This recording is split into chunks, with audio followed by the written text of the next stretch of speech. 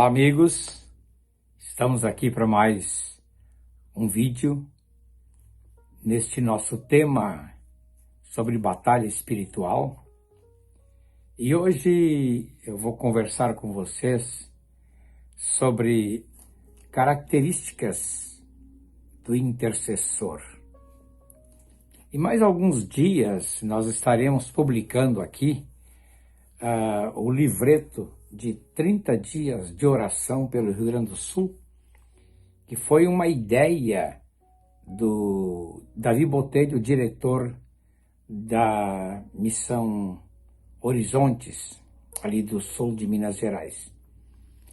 Ele e eu oramos a respeito desse assunto enquanto almoçávamos aqui em casa e surgiu essa ideia.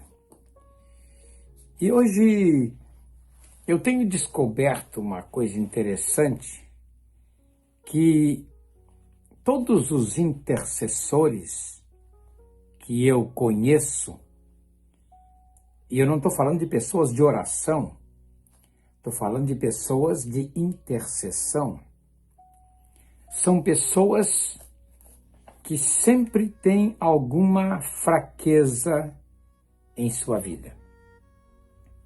Geralmente uma filha que não está bem, um filho nas drogas ou na prisão, um marido que não acompanha.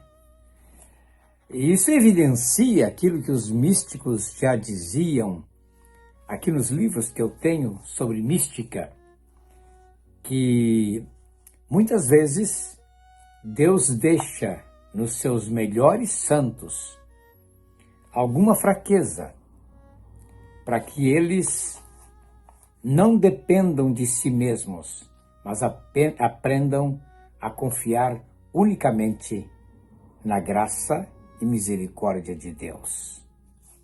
Bem, mas o meu assunto, isso aqui é só a introdução, o meu assunto é sobre intercessão. Mas, pastor, qual é a diferença entre intercessão e oração? Muita, em todos os aspectos. Porque orar é dever de todos. A gente ora na hora da refeição, a gente ora ao se levantar, a gente ora ao se deitar, a gente ora no culto da igreja. Sabe, aquelas orações vão se tornando orações corriqueiras. E geralmente a maioria dos crentes, quando ora, digamos assim, pensando em si mesmo. Pensando na sua vida, nas suas necessidades, em resolver os seus problemas. Já intercessão não é para todos. Intercessão é missão de alguns.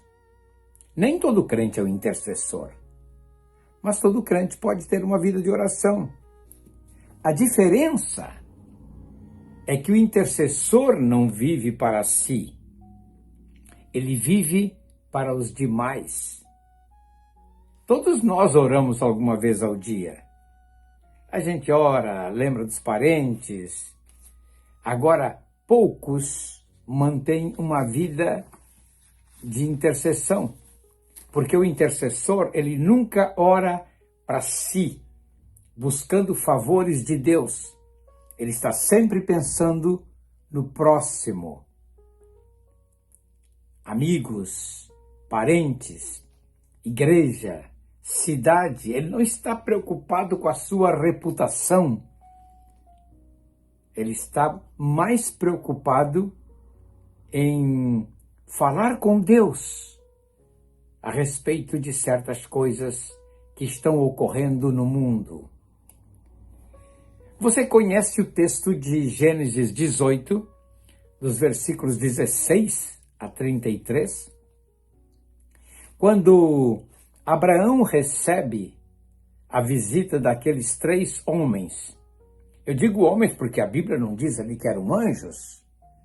Abraão está no calor do dia, sentado, quem sabe, debaixo de uma árvore, e ele vê que se aproximam da casa dele, da tenda, 3 homens, 3 viajores. E ele convida os viajantes a entrar. Isso era próprio dos beduínos, era próprio daqueles que peregrinavam, porque geralmente o peregrino, você recebia bem o peregrino na sua barraca, na sua tenda, porque o peregrino ele trazia notícias de outros povos, do que estava acontecendo. Então Abraão os chama para que eles venham. Abraão prepara uma comida boa para eles, mata uma res e faz um churrasco.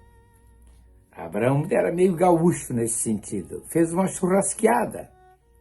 E aqueles 3 anjos comem com Abraão. Eu vou dizer anjos agora. Eles se alimentam ali com Abraão. E depois a Bíblia diz que eles queriam ir para Sodoma.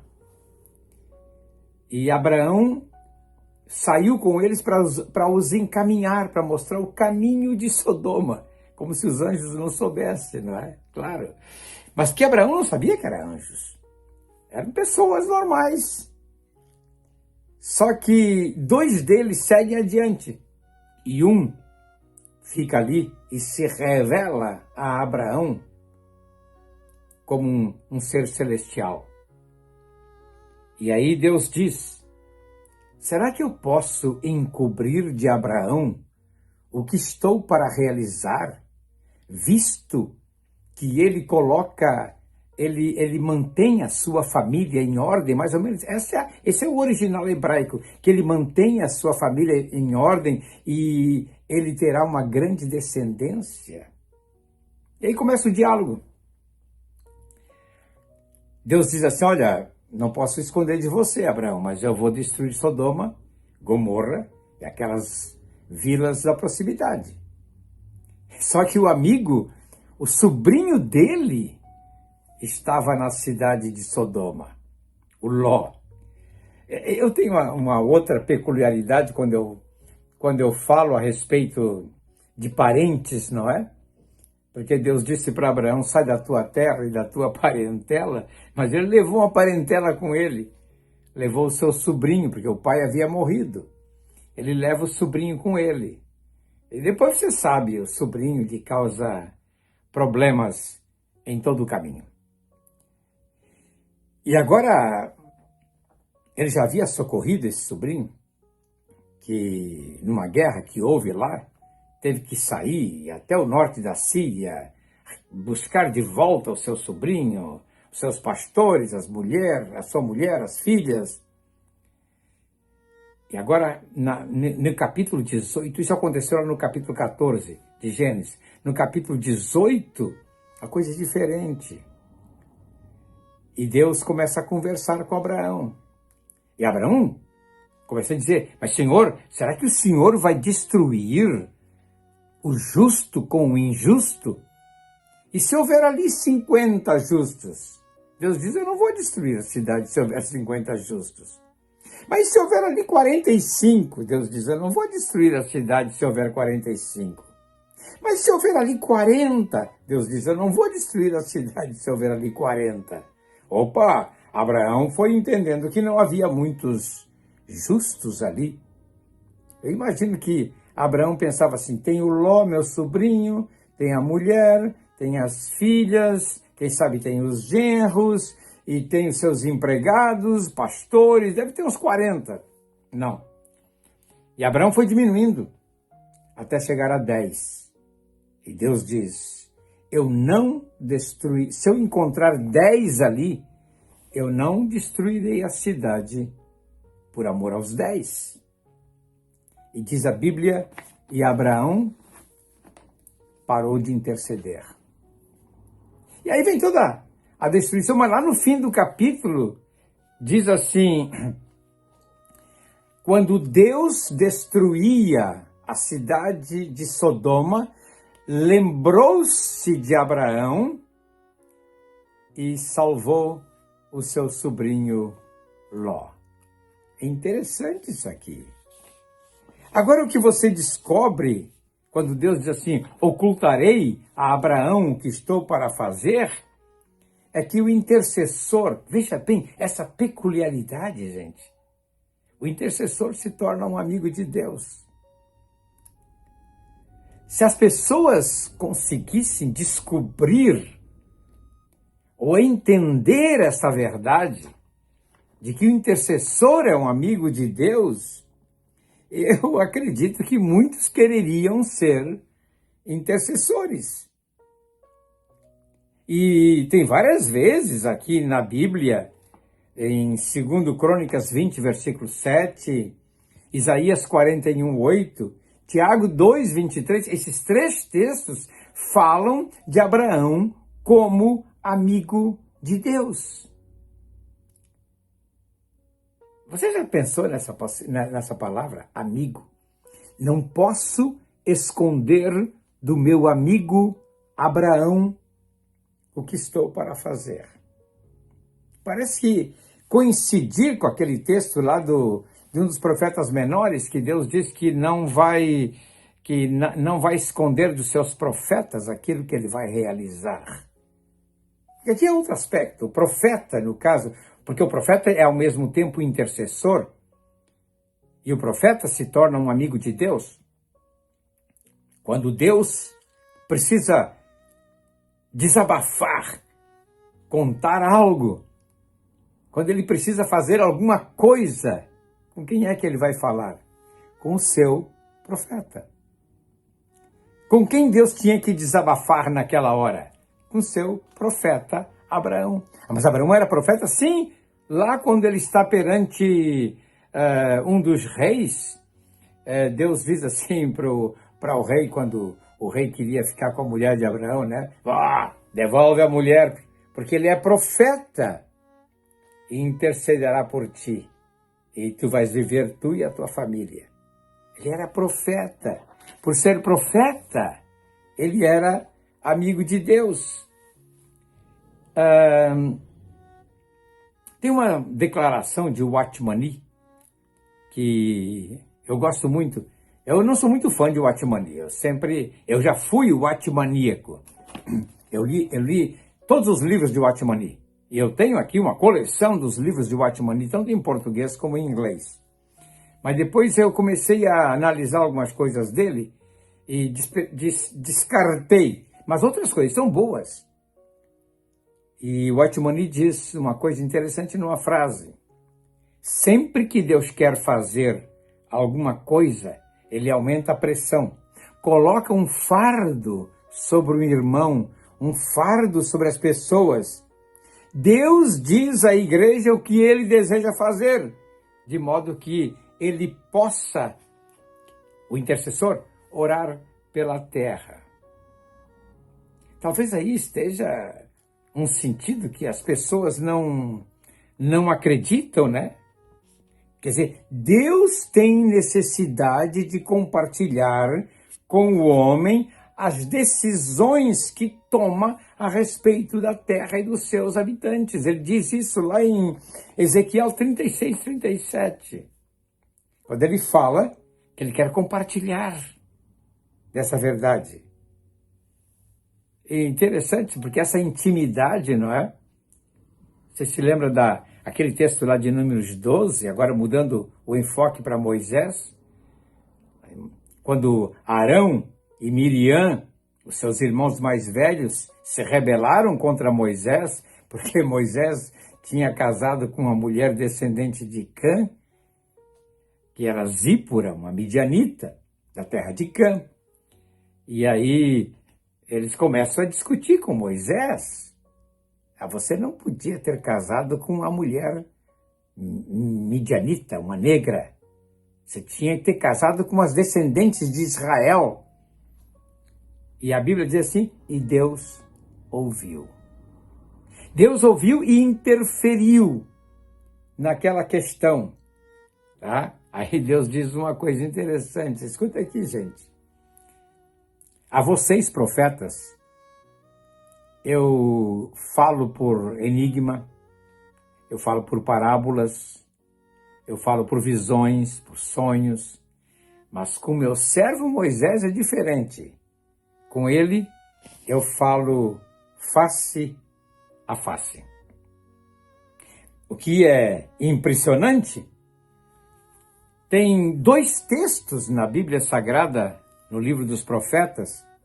Um deles está em Jeremias 14, que diz que Deus estava incomodado com a oração de Jeremias, porque Jeremias intercedia, Deus dizia a Jeremias: eu vou destruir Jerusalém, Jeremias, esse templo será destruído, o exército da Babilônia vai vir, vai destruir, porque esse povo tem se rebelado.